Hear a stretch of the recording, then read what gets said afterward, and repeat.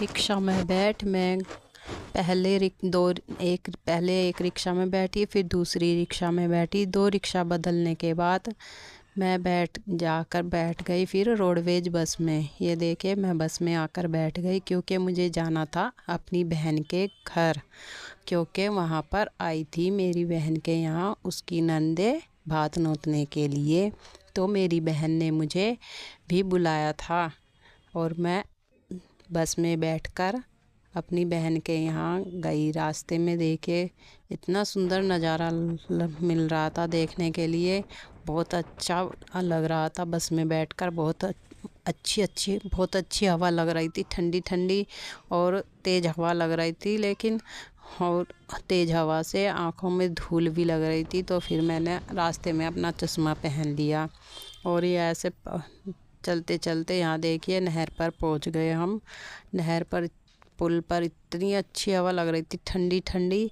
ऐसा मन कर रहा था कि यहीं पर रुक जाएं। फिर ऐसे चलते चलते हम पहुँच जाते हैं अपनी बहन के शहर। यहाँ पर मैं अड्डे पर उतर कर मैंने कर दिया था अपने भांजे को फ़ोन, जो मुझे बाइक से लेने आ गया। और बाइक पर मेरा भांजा बिठाकर मुझे अपने घर ले जा रहा था। मैं अपने भांजे के साथ जा रही थी। रास्ते में एक पुल और आया और यहाँ देखिए दोनों तरफ खेत ही खेत और इतनी अच्छी हवा लग रही थी। दोनों तरफ हवा, खेत, हरियाली हरियाली। और कई जगह पर तो गेहूं भी कट रहे थे, गेहूं कटे हुए पड़े थे।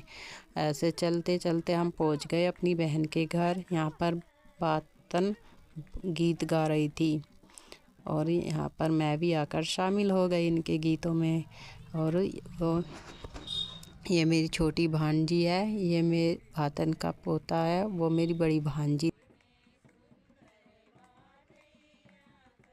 ये भातन गीत गा रही है।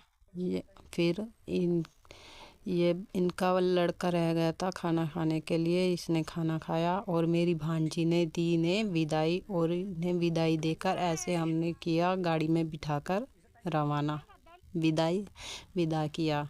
और फिर उसके बाद जो भात में ये सामान लाए थे उस सामान को खोल कर देखा तो उसमें ये सामान निकला था। लड्डू थे, पैंट बूट सेट का और शक्कर गुड़, काफ़ी सामान ला रखा था इन्होंने। और श्रृंगार का सामान था बहुत सारा। और उधर से चलते चलते मुझे काफ़ी रात हो गई थी, तो मेरे पति नाराज़ हो रहे थे। तो